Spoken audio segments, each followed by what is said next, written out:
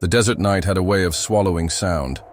Even the coyotes seemed hushed, their distant cries carried on the wind like faint prayers.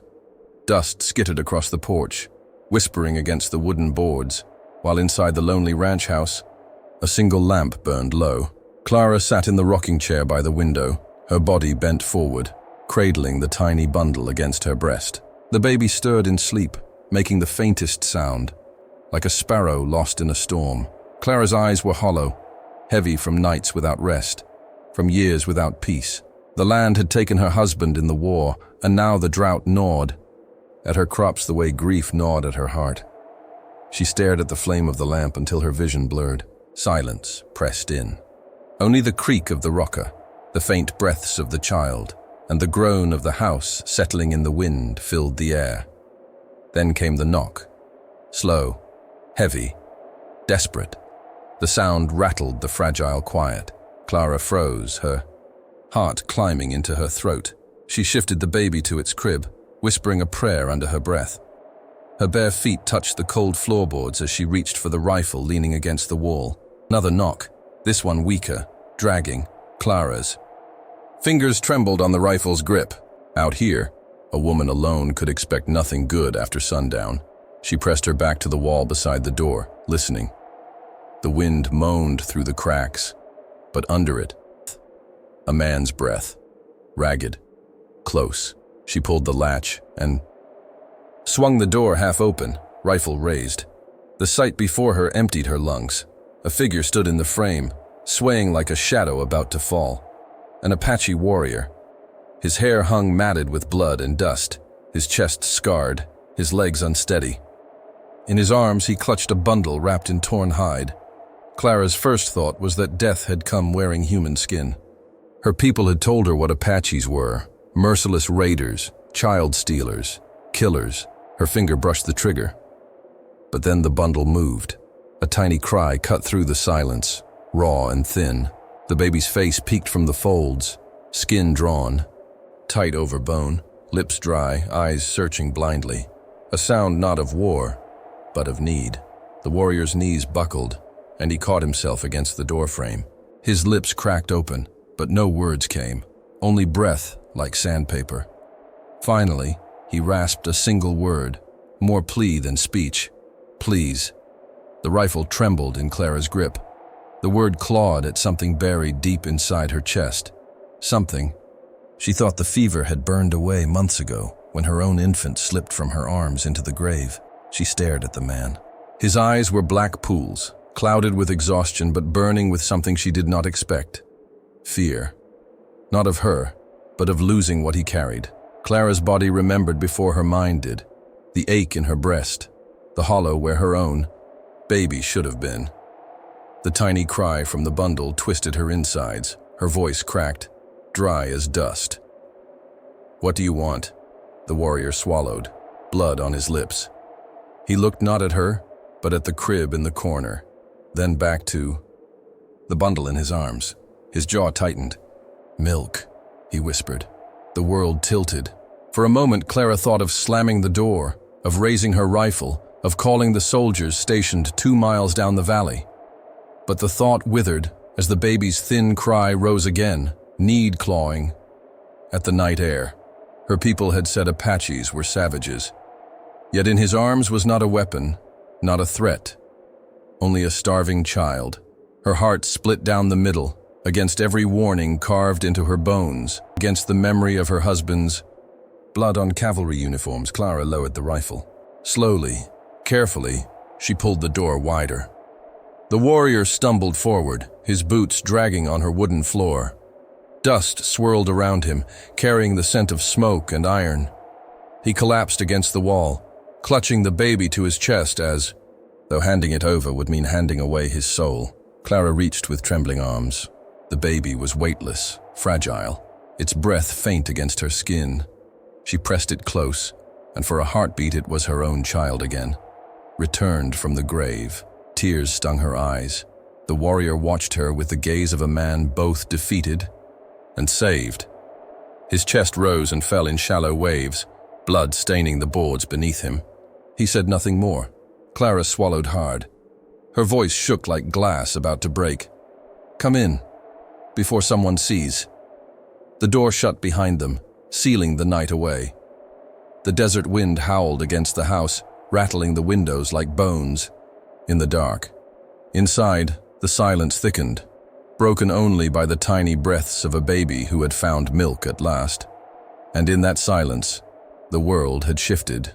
Clara knew there would be no going back. The first light of morning crept across the barren plains, turning the horizon into a pale ribbon of fire. The ranch house sat in silence, its timbers groaning as the chill of night bled into the warmth of day. Inside, Clara sat on the edge of her bed, the baby pressed to her breast. The small mouth latched hungrily, pulling life from a body that had not given since her own child had withered in fever months ago. Each tug was both pain and mercy. Tears welled in her eyes, spilling hot down her cheeks as her body remembered what it had lost. The Apache warrior sat in the corner, his back against the wall. His dark eyes followed every movement, unblinking. He was still as stone, yet the rise and fall of his chest betrayed the exhaustion grinding through his bones. His face, carved with lines of grief and war, was unreadable, till a single flicker broke through. Gratitude. Shame. A warrior undone by the sight of his child being fed by the hands of an enemy. The silence stretched long, heavy with things neither dared say. Clara felt the weight of his gaze, every heartbeat of the child between them like a hammer against her ribs. Her voice, brittle as glass, broke the stillness. "What's his name?" For a moment, he said nothing, as though the word itself was a stone lodged in his throat. Finally, his lips parted, rough with dust. "Kaya." The name lingered in the air, soft and foreign. Clara whispered it under her breath, as if tasting it, as if claiming a fragment of the boy as her own. Kaya finished feeding and drifted into sleep, his tiny breath shallow but steady. Clara shifted him gently, wrapping him tighter in the hide. She laid him in the crib by her bed, the same crib that had stood empty for too long. The sight hollowed her, yet filled her at once. Clara rose slowly, pouring water into a tin cup. Her hands trembled, not from fear alone, but from the unbearable closeness of another presence in her house. She carried the cup toward him. He lifted, his head, eyes narrowing as though unsure whether to accept. She lowered herself, offering the tin. Their hands brushed as he took it. His skin was rough, scarred, his fingers calloused by years of war and survival. The touch jolted her, a spark that tightened her breath. She pulled back quickly, but the echo of it lingered like a brand. He drank in silence, every swallow loud in the small room. When he finished, he set the cup down with care, his eyes never leaving hers. Clara forced herself to look at him fully. The scars across his arms, the hollows under his cheekbones, the sorrow that lived in his silence. She had been taught to see an enemy. Yet what she saw now was something else, a man crushed under the same weight that bent her. The baby stirred, whimpering softly, and both of them turned their heads at once. In that shared glance, something shifted. The air between them thickened, heavy with danger. If anyone saw him here, she would hang as a traitor. He would be dragged by the cavalry, executed without trial. The risk pressed close, a shadow in every corner of the room. Yet she did not send him away. She sat again in the rocker, her hands clasped tight in her lap. For a long time they listened to the rhythm of the baby's breath, the creak of the boards, the wind brushing against the windows. Her voice, softer now, carried across the room. "You've lost, haven't you?" His jaw tightened, but he did not look at her. He stared instead at his hands, scarred and open, as though seeing ghosts, crawling across the skin. When he finally spoke, the words were barely there. "Yes." That one word carried the weight of graves, of fire, of screams torn from the earth. Clara's chest ached at the sound of it. She knew loss, its silence, its endless hunger. She did not need details. She understood. She leaned back, her eyes tracing the ceiling beams. "Me too." Their words ended there, but the silence that followed was different now. not hostile, not empty. It was a silence that bound, like two wounded animals lying in the same dust, too broken to fight, but too alive to leave. Clara closed her eyes, feeling the heat of the morning creep in through the cracks, the weight of his presence filling the room. When she opened them again, the warrior was still watching her, his face unreadable, his pain worn like armor. She looked away first, her throat tight, her body trembling with a fear she could not name. Somewhere outside, a hawk cried above. The planes circling the emptiness, its call cut through the sky like a warning. Inside, the baby breathed on, tethering them together, mother and father in a bond neither wanted, yet neither could escape. The morning light deepened, stretching across the floorboards, touching them, both. And Clara knew. Something forbidden had begun. The day darkened before its time. Heavy clouds gathered on the horizon, rolling low and thick, as if the sky itself bore the weight of sorrow. The smell of rain clung to the wind, mingling with the faint iron tang of blood inside the ranch house. Clara knelt by the table where the Apache warrior lay. His body was stripped to the waist, skin torn and bruised, streaked with dried crimson. She dipped a cloth into a bowl of water, her hand trembling as she pressed it to his wounds. Blood bled into the water, swirling like smoke dissolving into a river. Her breath hitched. It was the same motion she had made once before, scrubbing her husband's blood from his uniform after the soldiers carried him home cold and stiff. Each wipe now felt like a ghostly repetition, as though time mocked her. The warrior's jaw tightened, but he did not flinch. His eyes stared at the ceiling beams, lips pressed into silence. She could not help herself.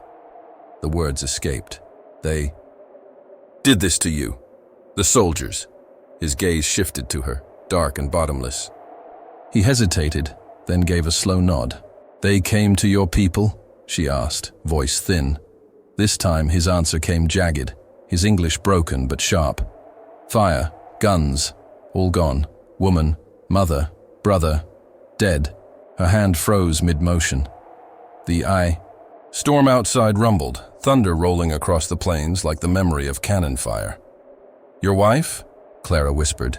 His eyes closed. He did not speak, but the silence was louder than words. Her chest burned. The soldiers who wore the same blue coats as the ones who had saluted her when they lowered her husband into the ground, those same men, had slaughtered this man's kin, burned his home, left him to crawl through the dust with only a child in his arms. The irony cut her like a blade. The uniforms she had been told to trust had stolen from her too. Different worlds, same grief. She pressed the cloth harder than she meant to, as if scrubbing away the sins of men she could not name. Her hand shook, and tears spilled hot down her cheeks, falling onto his skin. She pulled back quickly, ashamed. But his voice, low and rough, filled the silence. You lost too. She met his eyes then. The storm cracked above them, a flash of light crawling across the sky, illuminating the hollows of their faces. For the first time, she saw not an enemy in his gaze, but a mirror. Clara set the cloth aside, her voice trembling. My boy, fever. Took him. Months ago. He was barely breathing when he left me. The words tasted like ashes in her mouth. She had not spoken them aloud in so long. The warrior's chest rose and fell slowly. He placed a hand over his own heart. Snake River, he said, words halting. Sacred. My people's home. Where life begins and ends. His voice broke, and he fell silent. Clara swallowed hard, the storm's rumble matching the ache in her chest. For a long time they sat in the dim light, broken words bridging the gulf between them. She reached for the cloth again, this time not with trembling, but with something steadier. A kind of understanding. Outside, the storm pressed closer. The ranch creaked under the weight of the wind, the shutters rattling like bones. Then, the sound came. Hooves. Clara's head snapped toward the window. Out in the distance, against the bruised horizon, riders approached. The glint of rifles caught in the last threads of daylight. Blue coats, scouts, Her blood turned cold. She grabbed the bowl of bloodied water, dumping it into the dirt floor. "Hide! Quick!" she hissed, pointing toward the barn. The warrior pushed himself upright, staggering as he scooped Kaya into his arms. Clara pressed her shoulder under his, half carrying him through the back door. The storm swallowed them, rain beginning to fall in cold spits as they slipped into the barn. She rushed back to the house, heart pounding like a drum in her ribs. By the time the boots crunched onto her porch, Clara had her hands at the basin, scrubbing, as if nothing had changed. The door opened without a knock. Soldiers stepped inside, dripping rain onto her floorboards. "Ma'am," one said, eyes scanning the room. "We've had reports of Apache stragglers. You seen anything?" Clara kept her back to them, voice steady though her chest was aflame. "No. Just me." One soldier lingered near the crib. His eyes narrowed at the sight of it, empty but rocking gently with the draft. He turned to her, suspicion tightening his jaw. "You live out here all alone?" Clara's grip whitened on the cloth in her hands. She forced herself to meet his gaze, her eyes cold as the storm outside. Alone enough. The silence stretched. Boots shifted on the floorboards. The storm roared against the roof. Finally, the man grunted, tipping his hat. "Best keep your doors locked. Can't be too careful." And just like that, they left, rain swallowing the sound of their departure. Clara stood frozen, chest heaving, the cloth dripping red water onto the floor. The barn, Taza and Kaya hid among the hay, waiting for her return. The danger had grown, and Clara knew, deep in her bones, that the storm outside was only a whisper of the storm to come. The whispers came first. At the trading post in town, Clara heard them drifting through the air like rattlesnakes in dry grass. Apache stragglers. A warrior still loose out here. Bounty posted on their heads. Men spoke in low voices but with hungry eyes. Gold for blood. Vultures riding on horseback, sniffing for prey. By the time Clara returned to her ranch, the weight of suspicion already followed her like a shadow. Every creak of saddle leather in the distance, every echo of hooves across the plain set her heart hammering. She knew what would happen if they found him under her roof. No court, no mercy. Rope for her, bullet for him, and the child left to the coyotes. Yet night brought its own sanctuary. The barn became their secret world, where the lantern light flickered low and the smell of hay hung thick, where Kaya slept. Nestled in a pile of blankets, his tiny chest rising and falling, there, Taza's voice broke the silence. He spoke words of his people, low and careful, guiding her tongue to shape them. She repeated clumsily, her voice catching on syllables like stones in a stream. He would correct her with the faintest curve of his mouth, a shadow of a smile that struck her deeper than any touch. "Water," he whispered, handing her the flask. Their hands brushed. The jolt lingered longer than it should have. She felt the warmth of his skin even after she pulled back, her breath quickening in the dim light. The silence that followed was heavy, charged, more dangerous than the bounty hunters beyond the walls. Their glances met and broke, met and broke. Again, as if neither dared to look too long for fear of what might be revealed. Outside, the world tightened its noose. Dogs barked some nights, distant but drawing nearer. Once, Clara saw a lone rider crest the hill, his rifle strapped across his back, his gaze scanning the horizon. She pulled the curtains shut, heart hammering until his silhouette melted into the dusk. But the breaking point came with fire. It was evening when Clara smelled it first, the sharp sting of smoke carried on the breeze. She rushed outside and her heart sank. Her fields, the meager crop she had fought to keep alive through drought and despair, were ablaze. Flames devoured the dry stalks, roaring beneath the night sky. Smoke churned upward, black against the stars. Somewhere beyond the glow, she thought she heard laughter. Neighbors, or worse, men who had grown suspicious of what she sheltered. "Taza!" she screamed. He was already there, bucket in hand, his body cutting through the firelight like a shadow. Together they ran, hurling water against the inferno, the steam rising in clouds that stung their throats. Sparks lashed at their clothes, flames clawed at their skin, but they did not stop. The night was chaos. Fire crackling like gunfire, smoke curling like serpents around them. Clara's arms burned with fatigue, her dress soaked, her hair clinging to her face. She stumbled, and Taza's hand caught her, strong and steady. Their eyes locked through the blur of smoke and sweat. Something in that moment cracked open. Not fear, not duty, something deeper. He let her go, but not before his hand lingered a breath too long, the heat of it burning into her even hotter than the fire itself. They fought side by side until the flames shrank, until only smoldering black earth remained. Clara collapsed to her knees, gasping, her body shaking from exhaustion.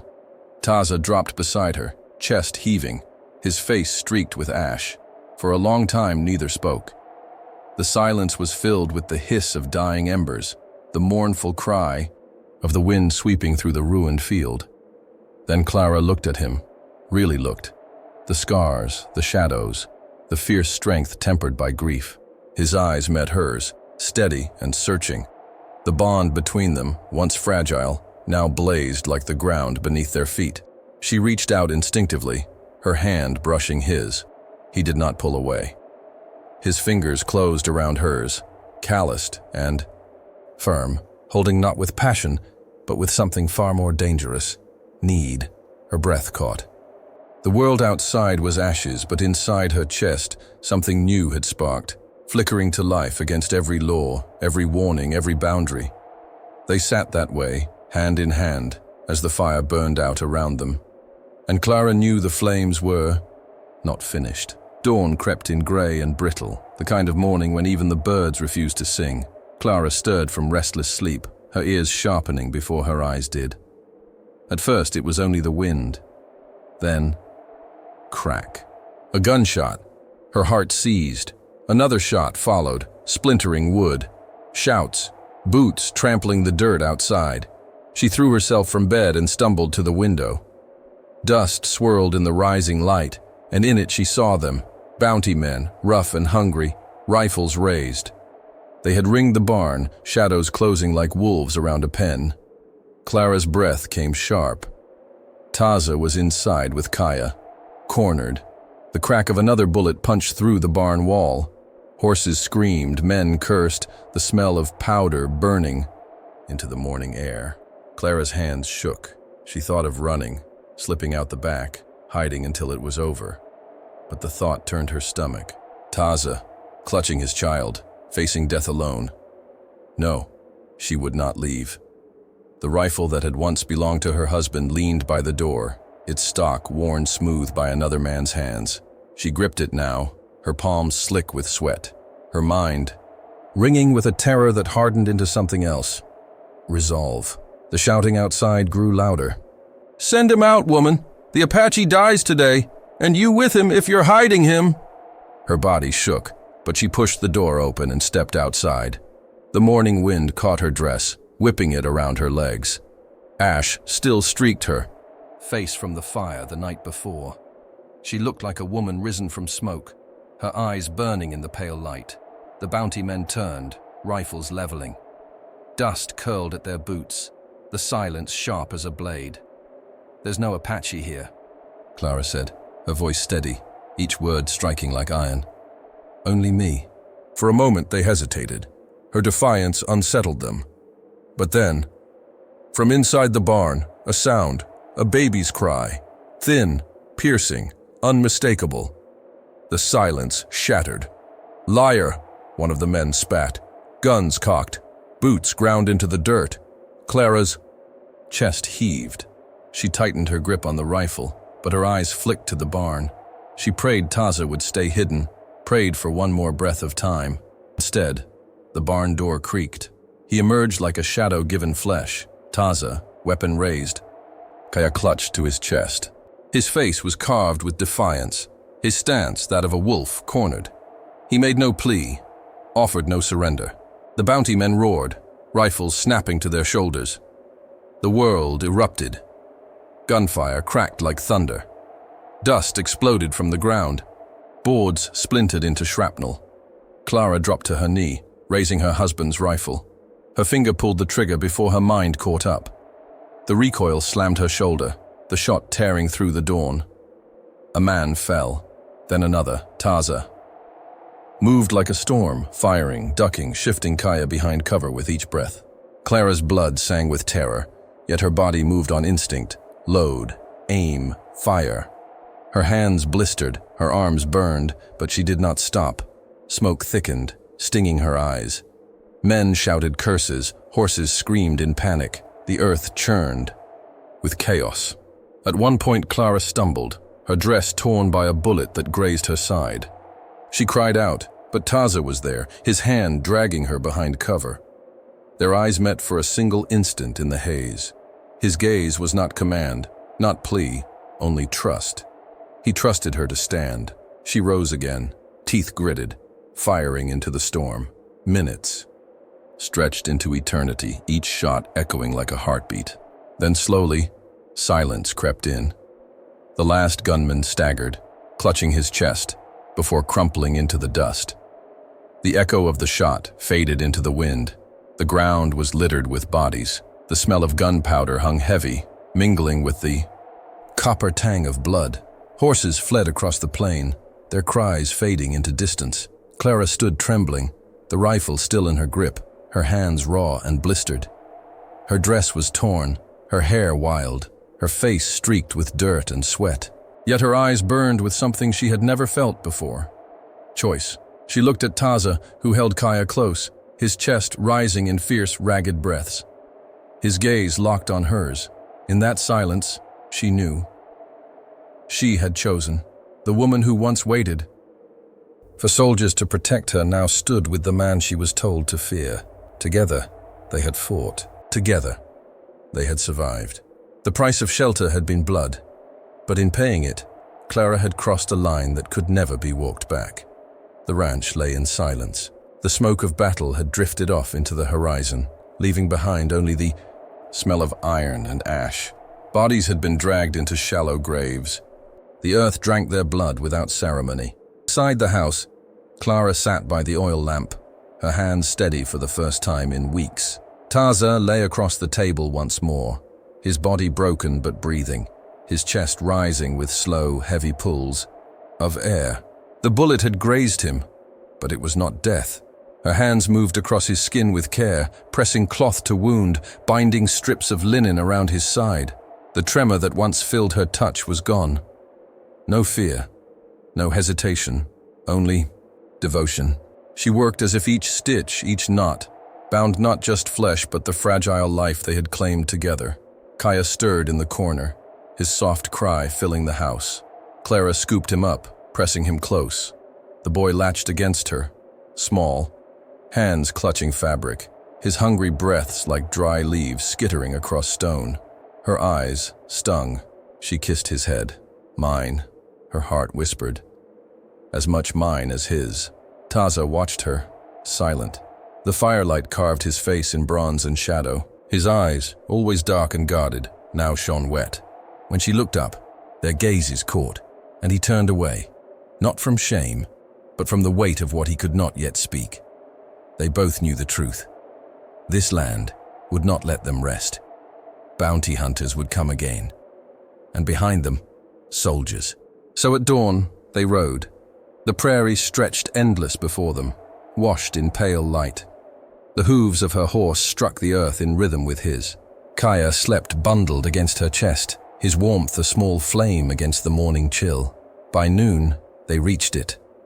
The Snake River wound across the plain like a ribbon of silver, cutting through stone and sage. Its waters whispered of life, its surface broken only by the flight of a hawk circling high above. The land here breathed different, wild, untamed, sacred. Taza dismounted first. He stood on the bank, his figure tall against the crimson sun that bled into the sky. Clara joined him, the child stirring faintly in her arms. For a long time, no words passed between them. Only the river spoke. Finally, his voice, low and rough as gravel, broke the silence. You come. Stay. With my people. She looked at him, her chest tightening. Her world had taught her to hate the very blood that ran through his veins, taught her to fear, to despise. to cast him as savage. But her soul whispered otherwise. Her lips parted, but no words came. She looked down at Kaya, his tiny fingers curled around hers, his breath soft as prayer. Then back at Taza, the warrior who had carried this child across fire and death, who had bled beneath her roof, who had looked at her as no man ever had. Tears blurred her vision. She could not, yes. She could not speak no. Instead, she lowered herself onto the bank, the reeds swaying around her. She loosened her dress, held Kaya to her breast. The boy latched, suckling hungrily, his small body pressing against hers. The river flowed. The hawk cried above. The world seemed to still. Taza stood watching, his chest heaving, silent tears cutting clean paths through the dirt on his face. He dropped to one knee, his shadow stretching across the water. From his belt, he drew his blade, a weapon scarred with battle, its edge darkened by blood. Slowly, reverently, he placed it on the ground before her, not as threat, not as burden, as gift, as surrender. His voice cracked when he spoke. For you, for trust. Clara's breath broke. The symbol was heavier than stone. He, a warrior of a broken people, laid his weapon at her feet, giving her the choice to keep him or cut him down. Her hand trembled as she reached out, not for the blade, but for his hand. Her fingers closed around his, firm and sure. The river. Wind stirred, carrying away the ashes of their past. Kaya's cries softened to contented murmurs. His tiny body nestled closer, drinking life, uniting what war had torn apart. Clara lifted her gaze, meeting Taza's eyes.